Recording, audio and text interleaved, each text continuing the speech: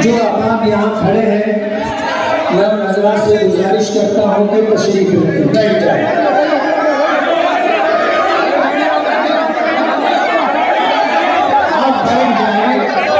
आप बैठ जाए, मैं अपनी बात रखना चाहता हूँ। आप बैठ जाएंगे तो आप मेरी बात सुन सकेंगे।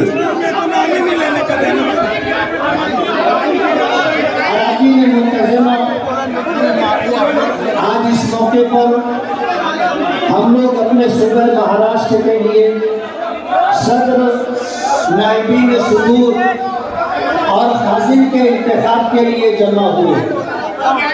हमारी जमात एक दस्तूरी जमात है और दस्तूर के मुताबिक ही हमारे तमाम उमूर अंजाम दिए जाते हैं।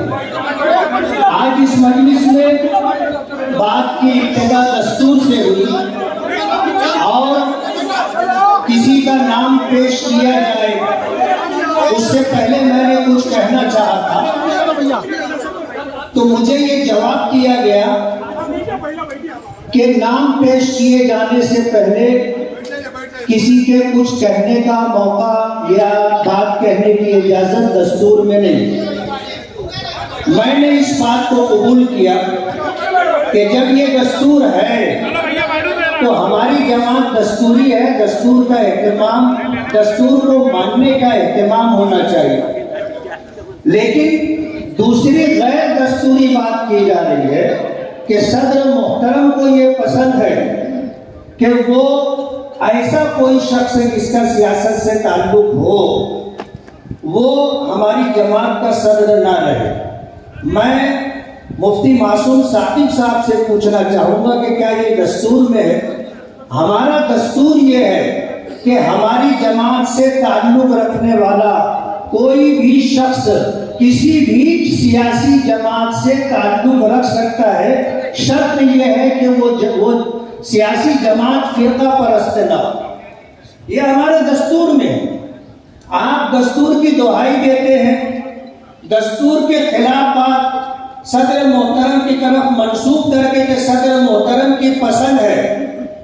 मैं ऐसा मानता हूं कि दस्तूर से ऊपर कोई नहीं होता।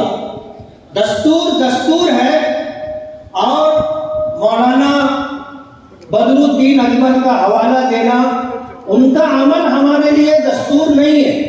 किसी और का हवाला देना दस्तूर नहीं है। मैं अपनी बात रखना चाहता था, शायद बदगुमानी होगी तो दस्तूर का हवाला देकर के मुझे रोका गया। हमारा हमेशा का ये मामूल रहा है कि हम इत्तेफाक राय से सदारत का इंतखाब करते, कभी इख्तिलाफ नहीं होता। लेकिन कुछ मामलात हैं जिसकी वजह से ये माहौल बनाया गया कि सदारत के लिए ऐसी सूरत हाल बनना चाहिए कि इंतखाब नजर आए और पूरे महाराष्ट्र से अराकीन मुंतज़िमा आए। और उसका पस मंजर ये था कि सोशल मीडिया पर और पूरे महाराष्ट्र में मालियात को लेकर के जो इल्जामात दर इल्जामात का सिलसिला है, उसके पेश नजर पूरी रियासत बेचैन है। और ये मामला आज का नहीं है। मैं वर्किंग कमेटी का मेंबर हूं महाराष्ट्र के। मैं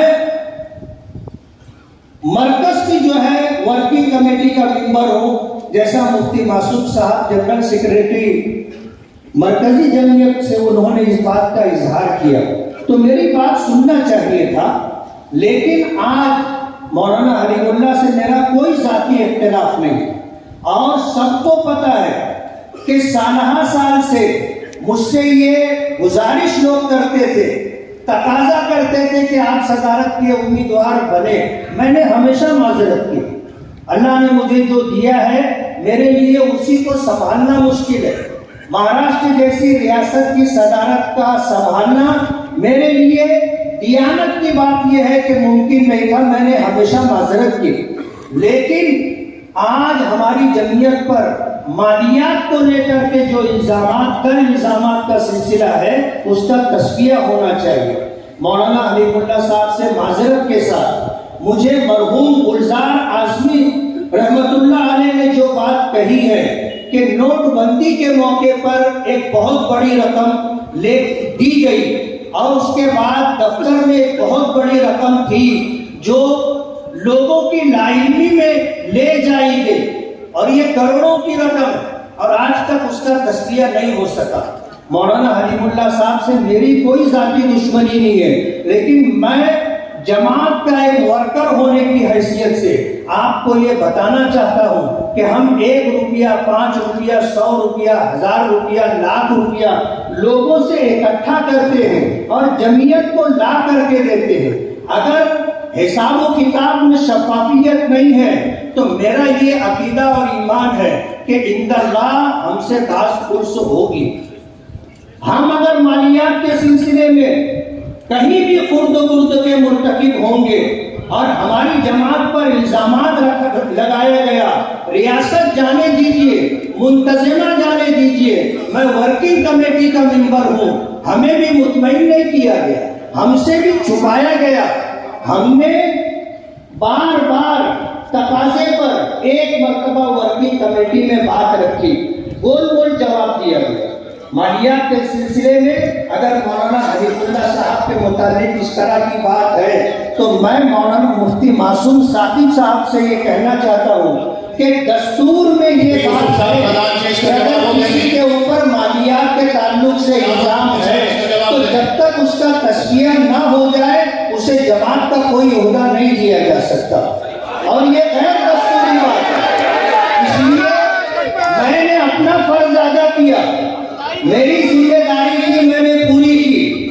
कल कयामत के दिन मैं अल्लाह के यहाँ जवाब दे नहीं रहूंगा, जवाबदेही आपकी होगी।